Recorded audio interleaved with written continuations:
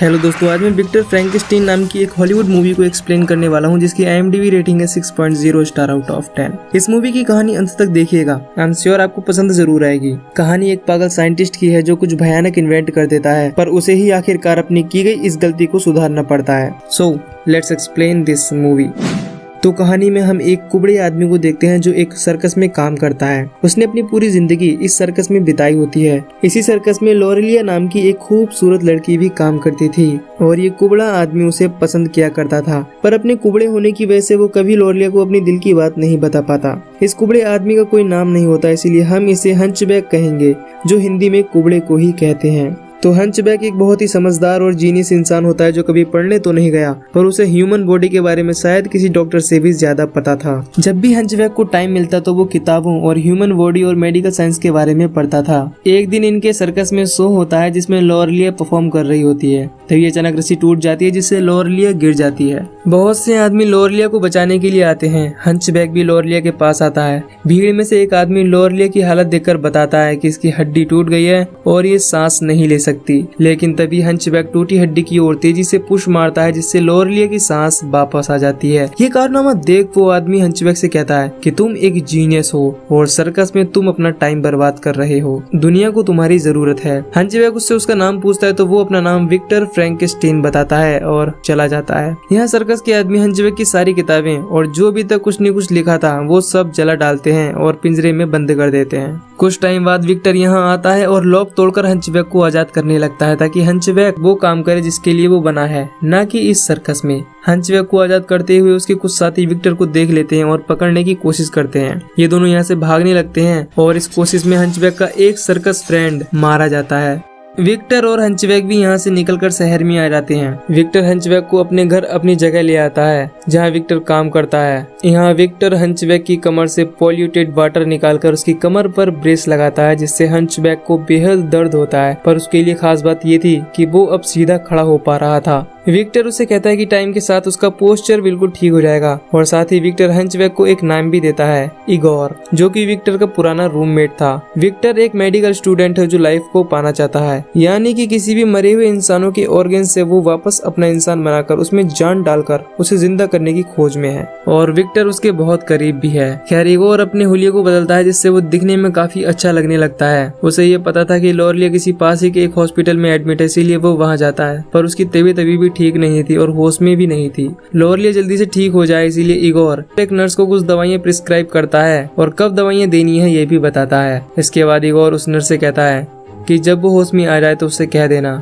कि एक दोस्त यहाँ आया था। दूसरी तरफ डिटेक्टिव को केस मिलता है मर्डर का जो सर्कस में हुआ था और सर्कस का मालिक ये भी बताता है कि वो आदमी मेरे एक गुलाम को भगा ले गया और वो गुलाम एक कुबड़ा था। डिटेक्टिव टर्पिन पहले से ही एक केस पर थे जो था कि कोई जानवरों के अलग अलग ऑर्गन्स को चुरा रहा है और कहीं ना कहीं उन्हें इस केस का कनेक्शन कुबड़े को भगा ले जाने वाली केस से लगता है। अब शहर में इगोर यानी हंचबैक और विक्टर के वांटेड पोस्टर छाप दिए जाते हैं, पर विक्टर कहता है कि घबराने की कोई जरूरत नहीं है, हम किसी गुनाह के लिए नहीं फंसने वाले, क्योंकि हंचबैक अब नहीं रहा। वो हंचबैक ठीक से खड़ा नहीं हो सकता था और तुम तो सीधे खड़े हो और ठीक से चल सकते हो, तो कोई तुम्हें नहीं पहचानने वाला। यहाँ पर विक्टर इगोर को अपनी रिसर्च का एक नमूना दिखाता है। वो आंखों को इलेक्ट्रिसिटी की मदद से जिंदा करता है और उन पर रोशनी डालता है जिससे आंखें हलचल कर रही थी। ये चमत्कार देख इगोर भी चौंक जाता है, पर वो कहता है कि आंखों की नर्व्स ठीक लाइन में नहीं है। इस बात से विक्टर को इगोर की नॉलेज पर बिल्कुल शक नहीं होता। भले ही विक्टर एक बहुत ही इंटेलिजेंट जीनियस साइंटिस्ट था, पर वो फिर भी इगोर के बिना अपने एक्सपेरिमेंट को पूरा नहीं कर सकता था।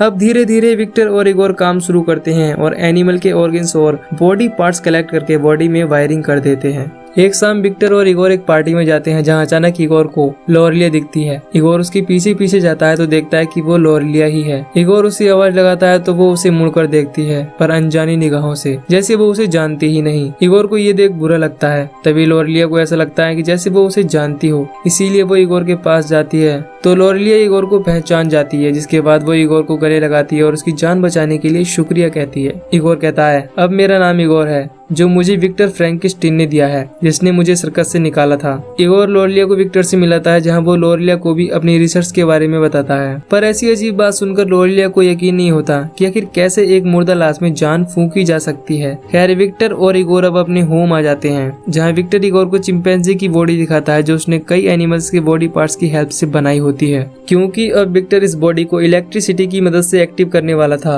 ये दोनों इलेक्ट्रिसिटी से चिंपैंजी की बॉडी को इलेक्ट्रिसिटी देते हैं, जिससे चिंपैंजी की बॉडी में हरकत होने लगती है। और ये पहली बार था कि किसी ने डेड बॉडी में लाइफ दी हो, इसीलिए ये दोनों ही अपने इस अद्भुत कारनामे को देखकर चौंक जाते हैं। अगले दिन ये दोनों मेडिकल कॉलेज में कुछ लोगों के सामने अपना ये एक्सपेरिमेंट करने वाले थे, ताकि उन्हें यकीन हो कि लाइफ देना संभव है। कल इगोर भी वहाँ जाने वाला था, इसीलिए वो लोरलिया को एक इन्विटेशन देता है ताकि वो खुद वहाँ आकर देख ले कि लाइफ किसी बॉडी को देना पॉसिबल भी है या नहीं। नेक्स्ट डे ये दोनों कॉलेज में कई लोगों के सामने चिंपैंजी को जिंदा करने का फर्स्ट अटेम्प्ट करते हैं, पर फेल हो जाते हैं, जिससे सभी विक्टर का मजाक उड़ाकर यहाँ से चले जाते हैं। पर विक्टर का एक क्लासमेट फ्लैनेगन और लोरलिया रुक जाते हैं।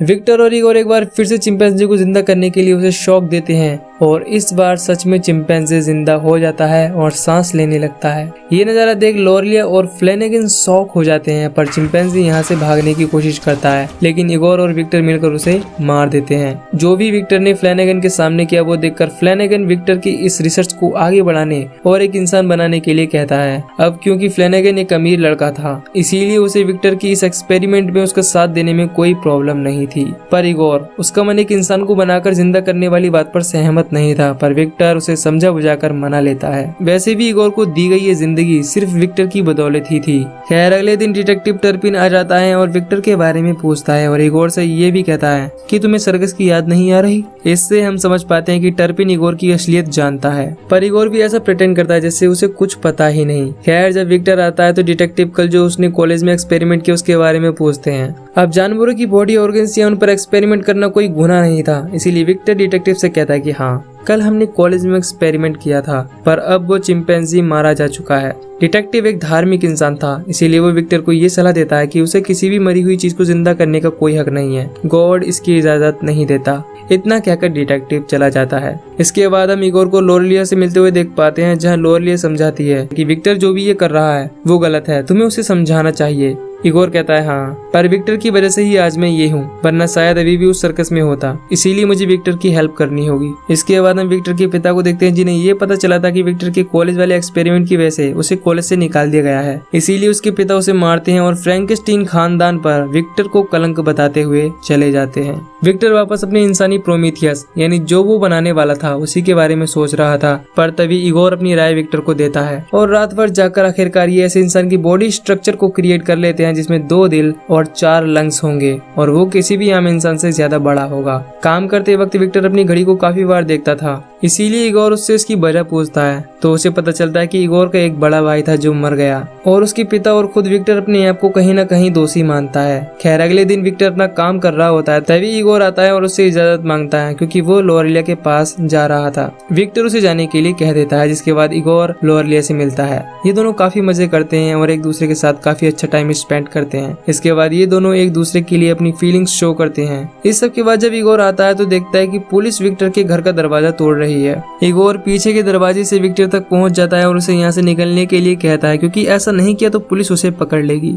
यहाँ विक्टर अपनी घड़ी गिरा देता है, जिसे इगोर उठा लेता है, और इगोर यहाँ एक डेड बॉडी देखता है जो बर्फ में जमी हुई थी और उसकी आंखें भी नहीं थी। विक्टर कहता है कि ये डेड बॉडी इगोर की है और यही नाम मैंने तुम्हें दिया था। तभी डिटेक्टिव टर्पिन आकर इन दोनों को सरेंडर करने के लिए कहते हैं, पर विक्टर और डिटेक्टिव में हाथापाई होने लगती है, जिसमें डिटेक्टिव का एक हाथ पूरी तरह घायल हो जाता है। विक्टर और इगोर भी बचकर फ्लैनेगन के घर आ जाते हैं, जहां फ्लैनेगन इन दोनों को स्कॉटलैंड यार्ड भेजने की तैयारी करता है, पर इगोर जाने से मना कर देता है, क्योंकि उसने अभी भी इगोर की आंखें निकली हुई डेड बॉडी देखी और उसे कुछ भी सही नहीं लग रहा था। विक्टर इगोर से साथ चलने की काफी गुजारिश करता है, पर इगोर नहीं जाता, जिसके बाद विक्टर अकेला ही स्कॉटलैंड यार्ड की तरफ निकल जाता है। फ्लैनेगन इगोर से कहता है कि जो डेड बॉडी तुमने देखी वो असली इगोर की थी, पर वो एक ड्रग एडिक्ट था और उसकी मौत ड्रग ओवरडोज की वजह से हुई थी। इसके बाद फ्लैनेगन कहता है कि तुम मेरे बारे में काफी कुछ जानते हो, इसीलिए तुम्हारा बाहर घूमना मेरे लिए खतरे से खाली नहीं। यहाँ हमें ये भी पता चलता है कि फ्लैनेगन विक्टर का इस्तेमाल कर रहा है ताकि बाद में वो विक्टर की बनाई इस आविष्कार, इस रिसर्च का यूज करके पैसा कमाए। खैर फ्लैनेगन इगोर को बंधवाकर नदी में फिकवा देता है, पर वो बच जाता है और आ जाता है लोरेलिया के पास। यहाँ इगोर लोरेलिया को सब बता देता है कि विक्टर की जान को खतरा है, वो उसे मरवा देगा, इसीलिए इगोर को उसकी जान बचाने और उसकी मदद करने के लिए जाना होगा। लोरेलिया भी साथ आने का फैसला करती है। इधर डिटेक्टिव टर्पिन अपना नकली हाथ लगवाकर वापस अपने चीफ के पास पहुंचता है और फ्लैनेगन की प्रॉपर्टी पर रेड करने का वारंट मांगता है, पर क्योंकि उसके चीफ को इंसानों को जिंदा करने वाली बात और विक्टर के अजीब एक्सपेरिमेंट वाली बात पर यकीन नहीं होता, इसीलिए वो टर्पिन को इस केस से निकाल देते हैं। दूसरी तरफ विक्टर ने एक ऐसी बॉडी बना ली होती जिसमें 4 लंग्स और 2 दिल थे और अब था आखिरी पड़ाव उस बॉडी को लाइटनिंग से शॉक देने का। इधर इगोर और लोरेलिया स्कॉटलैंड यार्ड आ जाते हैं, पर आगे फ्लैनेगन के आदमी थे, इसीलिए लोरेलिया रास्ता भटक गई है ऐसा वो उनके आदमी से पूछकर उनका ध्यान बटाती है और इगोर यहाँ से निकल जाता है। तभी लोरेलिया वापस अपने हॉर्स कार्ट पर आती है तो देखते है कि डिटेक्टिव टर्पिन भी यहाँ पहुँच चुके हैं। जब इगोर विक्टर के पास पहुँचता है तो वो उसे काफी समझाने की कोशिश करता है कि फ्लैनेगन इस एक्सपेरिमेंट के बाद उसे मरवा डालेगा और उसने मुझे भी नदी में डुबाकर मारने की कोशिश की। विक्टर को लगता है कि इगोर झूठ बोल रहा है, इसीलिए वो इस पर यकीन नहीं करता। इगोर विक्टर को उसके भाई की वॉच भी देता है जिसमें हेनरी लिखा था और आज जिस बॉडी को विक्टर जिंदा करने वाला था उसमें विक्टर के भाई के बॉडी पार्ट्स थे। इसीलिए विक्टर कहता है कि मुझे फर्क नहीं पड़ता कि फ्लैनेगन मेरे साथ क्या करेगा, पर मैं इस बॉडी को जिंदा करूंगा। इसके बाद आसमान में इलेक्ट्रिसिटी के लिए बलून्स छोड़े जाते हैं जिससे इलेक्ट्रिसिटी प्रोड्यूस होकर उस डेड बॉडी में जाती है। जिसके बाद इसमें एक्टिविटी होने लगती है, पर तभी पावर ओवरलोड होने की वजह से बलून एक्सप्लोड हो जाते हैं जिससे काफी तबाही यहाँ होती है और सभी लोग यहाँ तक कि फ्लैनेगन भी मारा जाता है, पर विक्टर किसी तरह बच जाता है। तभी यहाँ डिटेक्टिव टर्पिन यहाँ अगर विक्टर से सरेंडर करने के लिए कहते हैं। विक्टर देखता है कि वो डेड बॉडी अब पूरी तरह जिंदा हो गई थी।